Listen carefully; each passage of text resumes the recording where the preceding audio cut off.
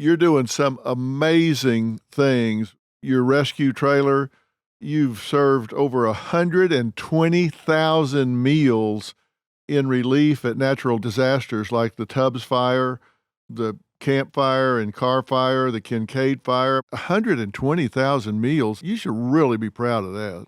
Well, I appreciate it. And, I think just as you do, you're concerned about your community and concerned about the well-being of people. And you can't always wait for those situations to invite you to come help them. You got to sometimes put yourself into them. So when we had the first big fires up here, and it burned about a mile, not even a mile, about a block from my house, and we evacuated and everything was crazy. And I had to leave that morning after the fire. And we didn't even know the level of devastation that had happened here in the town of Santa Rosa. And I had to fly down to do a charity event down in Texas. And so as I landed to do the charity event, my dad called me and said, man, it was, because I left early. He says, it's bad. He says, when you get a chance, you need to come home. So I finished up the charity event, flew home. And as I was flying home, I called my guys and I said, I hear there's a bunch of people living at the gymnasiums. I mean, it burned down half the town. I said, what are they eating? So I called my buddy who works for Salvation Army. And he said, yeah, we're feeding them Uncrustable sandwiches and cold hot dogs. And I said, how many people are we talking about? He says, there's about 5,000 people. So I called all my chefs, all my guys that work in my team, and I said, fire up the smokers, because I have a bunch of restaurant equipment. I cook everything. And I said, fire up the smokers. I'm going to get home. We're going to start feeding people.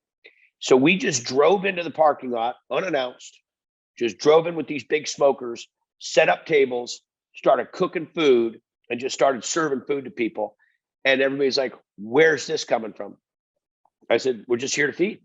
And it was the only game in town. The whole town was shut down. There was no power in the town. So we started feeding people. And fortunately, about 3 days later, some friends of ours from a group called OBR, Operation Barbecue Relief, showed up. And they have a big swing. They know a lot of folks. And so they brought in a bunch of people. And then we were feeding them by tens of thousands. Well, it gave me a thought. And that next week, I said, I'm not a governed body that has any rules to follow, and I can afford to pay for this myself. I'm just going to create my own rescue team that when shit goes down, I can handle it. Right. So I went and built a trailer. It cost me $400,000. And I got some great donations for equipment. We got a Freightliner gave us a big Freightliner truck to haul it with, because it's 48 feet long. It's massive. And we could feed anywhere from 5,000 to 10,000 people out of this trailer. And when the fires happened, we could just deploy.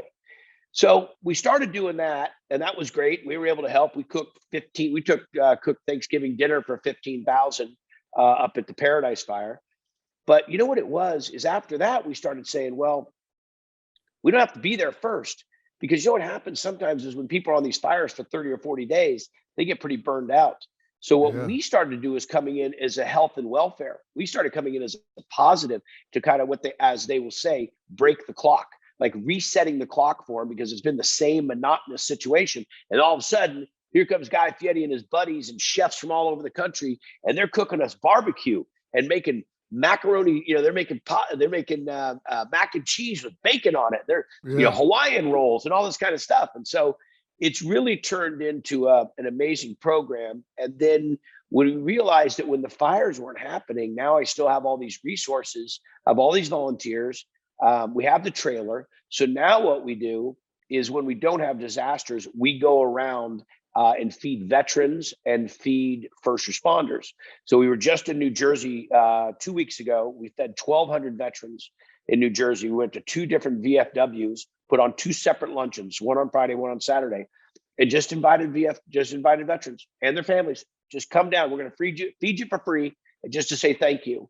So we do that, and then we go to these first responder camps, like the CHP and the sheriff and the fire departments, and just say, hey, everybody in this area of Solano, or Napa, whatever, this day we're going to be here in this parking lot. Come on down. We'd love to feed you guys. So we just try to do positive welfare things.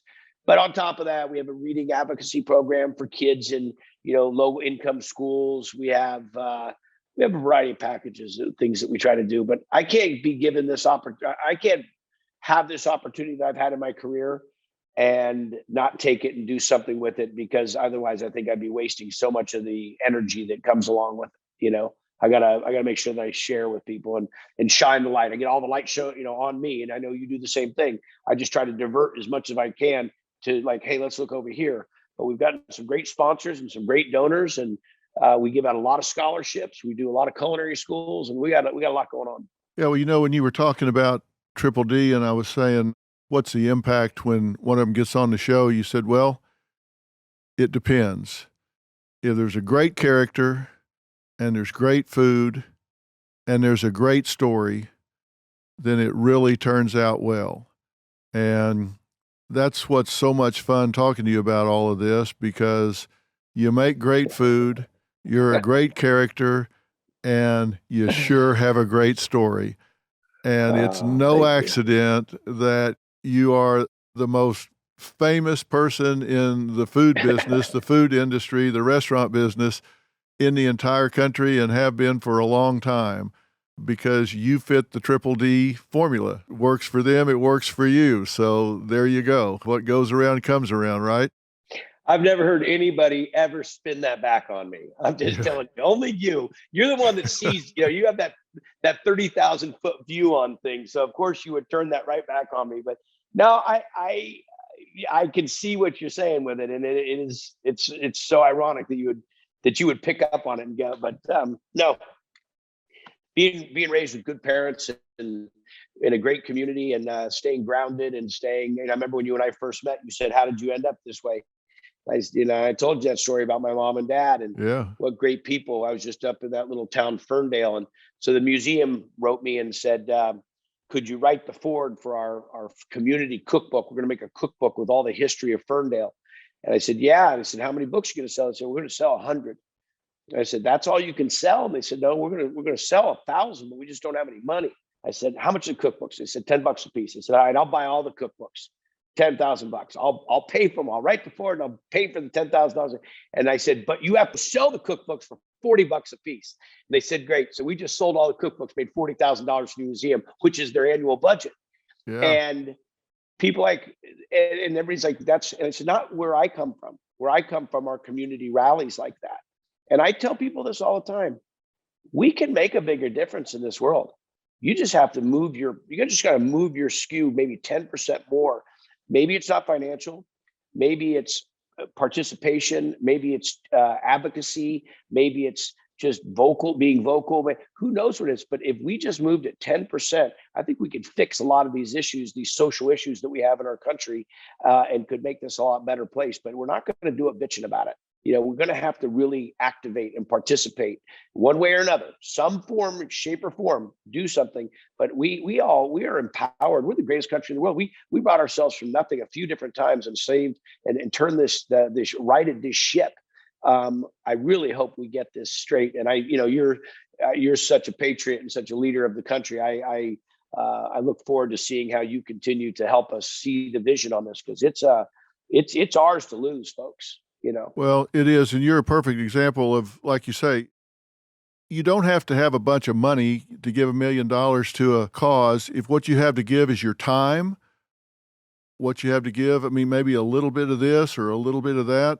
Robin and I work in the foster care system and the court-appointed special advocates that help kids in the system when they have to go into court and stuff. And she got involved and raised $100 million in volunteer services for CASA in a year, just by people saying, hey, I don't have a lot of money, but I've got some time.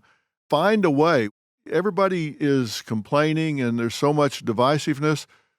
If you took just a little bit of that energy, like you say, and said, what can I do? And you don't have to be organized. Hell, you drive by and see your truck out there, walk up and say, hey, can I serve? Give me a spoon, I'll put some beans on a plate. Just anything. We just need to start. Take a picture and make positive affirmations on social media and talk about something good people are doing in this world versus getting all negative and down. We got enough negative energy floating around out there. Let's counterbalance it with positive energy. You know how many good things that we have going on in our community that doesn't make the front page of the paper because sensationalism doesn't, the sensationalism sells. So I'm with you, and please keep in mind that I'm always good.